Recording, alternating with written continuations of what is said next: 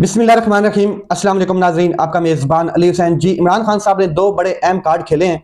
एक तो तमाम तर जो इस टाइम गैर कानूनी और गैर आइनी एक्टिविटीज़ हुई हैं पूरे पाकिस्तान में, जिस तरीके से अदलिया का मजाक बनाया गया, जिस तरीके से अदलिया को कंट्रोल किया गया, जिस तरीके से चादर चार दीवारी का तकद्दस पामाल किया गया, औरतों को सड़कों पर घसीटा गया, लोगों के घरों में घुसकर औरतों को घसीट घसीट कर मारा गया और कानून की वायलेशन हुई, जिस तरीके से लोगों को अगवा किया गया, जिस तरीके से पार्लियामेंट के अंदर शलवार वाली लास्टिक वाली शलवारें डालकर फार्म 47 की और हुकूमत बना दी गई, जिस तरीके से मैंडेट चोरी किया गया, जिस तरीके से तमाम जजेस को कंट्रोल किया गया और अपने जज लाए गए, तमाम की तमाम जिम्मेदारी और तमाम की तमाम जो रिस्पॉन्सिबिलिटी है वो डाल दी है ताकतवर के ऊपर।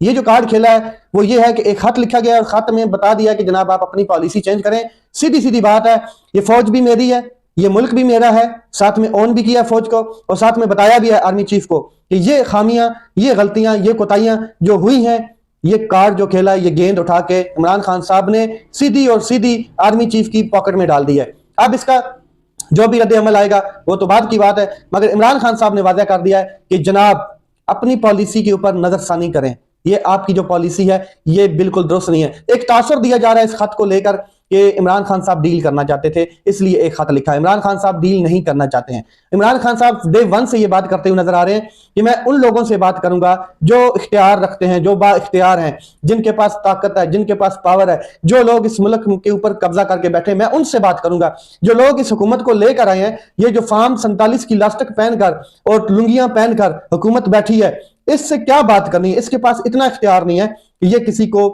जेल में मुलाकात करवा सकें, ये स्पीच खुद कर सकें। इमरान खान साहब ने तो ये भी कहा है कि प्राइम मिनिस्टर के पास इतना इख्तियार नहीं है कि वो सुबह उठ के नाश्ता खुद कर सके।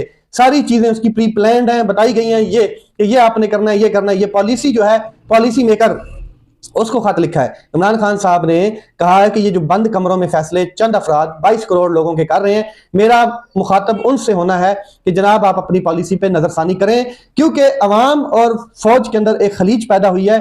वो खलीज तब ही खत्म हो सकती है जब जो सियासी लोग हैं वो सियासी काम करें और जो फौज है वो अपने दायरा इख्तियार से तजावुज ना करे। साथ में इमरान खान साहब ने यह भी कहा है, अब कौन कह सकता है कि ये डील है, आप खुद अंदाजा लगा लें कि जो शख्स ये कह रहा है रिटन सिचुएशन में कि जनाब सियासत में इंटरवीन ना करें, सियासत से दूर रहें, अपने दायरे इख्तियार में रहें, जो आइन ने आपको हदूद दी है उससे मत निकलें, अपनी एजेंसियों को, अपने जो आपके इंटेलिजेंस इदारे हैं उनको समझाएं कि एक सियासी पार्टी को कुचलने में ना लगे, जो काम है उनका वो करें, जो दहशतगर्दी से रोकना है मुल्क को उसको रोकें। ये काम नहीं है आपका। तो मुझे बताएं कि इसमें डील कहां हुई।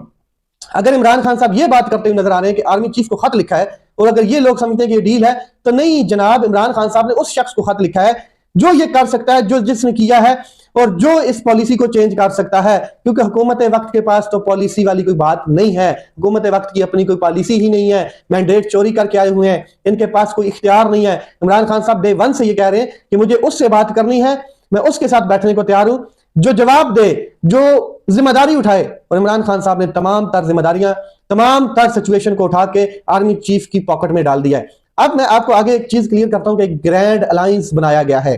पाकिस्तान तहरीक इंसाफ को इमरान खान साहब ने क्लियर कह दिया था, जो लीडरशिप इस टाइम बाहर है, कि आप तमाम अपोजिशन लीडर्स को, तमाम अपोजिशन की बड़ी जमातें जो हैं उनको बैठे, उनके साथ बात करें, आइन और कानून की बालादस्ती के लिए उनको बताएं कि हमारी जो हकीकी आजादी है या हम इस टाइम जो जंग लड़ रहे हैं वो पाकिस्तान की जंग है, कन्विंस करें, उनको लाएं अपने पेज के ऊपर। तो बिलाखिर एक ग्रैंड अलायंस बनाया गया है और उसका इलामिया जारी हुआ है। शाहिद खाकान अब्बासी साबिक प्राइम मिनिस्टर, उन्होंने ये इलामिया पढ़ के सुनाया जो मुश्तरका तौर पर इलामिया था। बात जरा गौर से सुने कि मौलाना फजल रहमान वहां पर मौजूद थे, पाकिस्तान तहरीक इंसाफ साहबजादा हामिद रजा साहब और महमूद अचकजई, फिर साथ में जनाब शाहिद खाकान अब्बासी साहब, जितनी भी अपोजिशन की सीनियर जमातें हैं वहां पर मौजूद थी। और ये ग्रैंड अलायंस मुतालबा जो है वो मैं आपके सामने रख देता हूं। 4 अहम मुतालबे किए गए हैं। नंबर 1, नए इंतखाबात का फिल फॉर ऐलान किया जाए।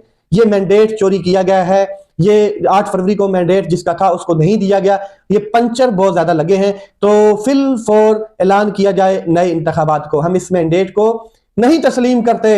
ये जो 8 फरवरी को जुर्लू फेरा गया है इसको नहीं मानते। शहबाज शरीफ साहब फार्म 47 की जो लास्टिक वाली शलवार पहनकर, जो शलवार अभी गले तक पहुंच गई है, जो प्राइम मिनिस्टर की सीट पे बैठे जनाब मोहतरम सैयद शहबाज शरीफ साहब इस्तीफा दें और घर जाएं, नए इलेक्शन का ऐलान करें, नई असेंबली डिसॉल्व करें, नए इलेक्शन का ऐलान करें। नंबर 2 पे तमाम सियासी असीरान कैदियों को फिलफौर रिहा किया जाए, और इसमें जो सबसे बड़ा सियासी कैदी है वो इमरान खान है। सियासी कैदियों में सबसे बड़ा सियासी कैदी जिसके साथ जुल्म सितम और जिसके हर चीज के ऊपर 20-20 15-15 साल की सजा सुनाई गई, फेक तमाम सजाएं। तो इमरान खान साहब के हवाले से भी ये गुड न्यूज है कि एक ग्रैंड अलायंस ने यह मुतालबा किया कि तमाम सियासी जितने भी वर्कर्स हैं, कायदीन हैं, उनको रिहा किया जाए फिल फौर। और इसके बाद दूसरी अहम चीज, पीका एक्ट, इसको वापस लिया जाए, बिल्कुल खत्म किया जाए। 26वीं आईनी तरमीम जैसे कानून जो बनाए गए इनको खत्म किया जाए। आखिर में चीफ इलेक्शनर कमिश्नर सिकंदर सुल्तान राजा के हवाले से बात की गई कि इनको अब घर चला जाना चाहिए। इन्होंने जो 8 फरवरी को जुर्लू फेरा है जिस तरीके से, और लियाकत अली चट्ठा डिप्टी कमिश्नर रावलपिंडी जिसको अगवा किया गया है, लापता किया गया, गायब है, पता नहीं कहां है, उसकी स्टेटमेंट, उसकी वीडियो बयान क्लियर है। सिकंदर सुल्तान राजा और चीफ जस्टिस काजी फायज ईसा साहब और आला तरीन जो सतह के अलकार हैं, जो अलाकार हैं, सहूलतकार हैं, उन्होंने मिलकर 70-70 हजार की लीड से जीते हुए पाकिस्तान तहरीक इंसाफ के लोगों को हरवाया है। और मैं इस चीज का गवाह हूं। मेरे सामने इतना प्रेशर था कि मैं अपने लोगों को, मैं अपने मातहत लोगों को, जितने भी लोग थे, उनकी जो एक इज्जत थी उसको कंप्रोमाइज करके मैंने उनको दबाव में लाया और उन्हें कहा कि जो कहा जा रहा वही करें। तो इलेक्शनर कमिश्नर की मुद्दत खत्म हो चुकी है, एक नया पैनल बनना चाहिए और गैर जानिबदार, बिल्कुल जानिबदार नहीं होना चाहिए, गैर जानिबदार शख्स को लाया जाए, क्योंकि ये जो इलेक्शनर कमिश्नर था ये बाजवा की देन है जनाब। ये बाजवा ने पाकिस्तान को गिफ्ट दिया है, और बाजवा ने जो जो पाकिस्तान को गिफ्ट दिया है वो आपके सामने है कि सिकंदर सुल्तान राजा ये बाजवा का गिफ्ट है। और उस गिफ्ट ने जो जुर्लू फेरा है, उसके बाद फिर 26वीं आईनी तरमीम हुई, फिर शलवार 47 वाली लास्टिकें पहन के आई हुकूमत, ये सारी चीजें आपके सामने हैं।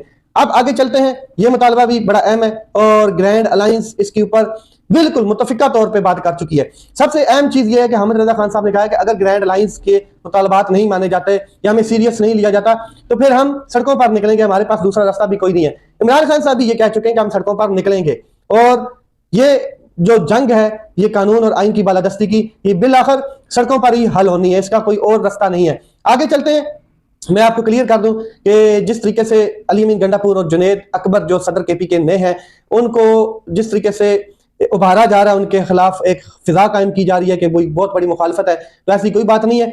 अली अमीन गंडापुर से अगर इमरान खान साहब नाराज होते तो जाहिर है जुनैद अकबर साहब ने बिल्कुल क्लियर कहा है कि फिर इमरान खान साहब उनको वज़ीर आला की सीट से उतार देते, कम अज कम वो चीफ मिनिस्टर ऑफ केपी के ना होते। तो अली अमीन गंडापुर से इमरान खान साहब नाराज नहीं है, और साथ में जुनैद अकबर ने बिल्कुल क्लियर कहा है कि मैं आज भी अपने मौकफ पर, अपनी बात पर कायम हूं। अगर इमरान खान साहब ने यह बात की कि केपीके को सील करना है, बंद करना है, चारों तरफ से शराइन बंद करनी है, तो मैं इसके ऊपर कायम हूं, मैं बंद करूंगा। और साथ में मैंने बता दिया है कि अगर मैं अरेस्ट होता हूं तो फिर क्या करना है, यह भी मैंने क्लियर कर दिया है। तो जनाब बड़ी अहम चीजें हो रही हैं। जिस तरीके से पाकिस्तान तहरीक इंसाफ 8 फरवरी को यौम स्याम मनाने जा रही है, मैंडेट चोरी के हवाले से जो 8 फरवरी को जुर्लू फेरा गया, और काजी फायज ईसा साहब की क़यादत में और सिकंदर सुल्तान राजा की क़यादत में जिस तरीके से 47 फार्म की शलवारें डालकर लोगों को पार्लियामेंट में बिठाया गया और हुकूमत बनाई गई, और फिर अवाम के साथ जो ज्यादती की गई, अवाम चाहती है कि हमारा वोट वापस किया जाए, और यही ग्रैंड अलायंस ने भी अपना एलामिया जारी किया है। तो धमकियां दी जा रही हैं, पाकिस्तान तहरीक इंसाफ को यह धमका दिया गया है, और ये मोहसिन नकवी साहब ने दोबारा बात की है, राना सनाउल्लाह साहब भी इसमें ये बात करते हुए नजर आ रहे हैं कि सख्त तरीन रद्द अमल आएगा। अगर पाकिस्तान तहरीक इंसाफ सड़कों पर निकलेगी तो पहले से ज्यादा सख्त तरीन रद्द अमल आएगा। मतलब 26 नवंबर को जो गोली चली है वो कम चली है, अब इससे ज्यादा चलेगी, ये वो बात करते हुए नजर आ रहे हैं। तो जाहिर है मोहसिन नकवी के वो 24 नवंबर के बयान, वो प्रेस कॉन्फ्रेंस है, तातर के साथ प्रेस कॉन्फ्रेंस है, ये सारी इस चीज के सबूत हैं कि इन्होंने बिला खुलकर, मतलब कि इन्होंने ये बात की है कि हम छट्टे मार सकते हैं, हमारे पास वेपन है, हम कुछ भी कर सकते हैं। और फिर 245 आर्टिकल लगाकर जिस तरीके से फौज को लाया गया, रेंजर को लाया गया, और बत्ती गुल करके जो कत्लेआम किया गया वो आपके सामने है। तो अब यही धमकियां दी जा रही हैं, और दोबारा अगर ये अमल होता है तो इसका जिम्मेदार कौन होगा? पहले ही 26 नवंबर का जो कत्ल जितना हुआ, कत्लेआम, उसका बोझ ये हुकूमत नहीं उठा पा रही है, क्योंकि इनको पता है कि हमें जवाब देना पड़ेगा। अगर इमरान खान साहब वापस आता है बाहर तो फिर हम अंदर हैं, या फिर हमें लंदन की टिकट करा लेनी चाहिए टाइम से, या फिर हमें पूछ लेना चाहिए हसीना वाजिद से कि पाकिस्तान से कैसे भागना है, किस तरीके से भागना है।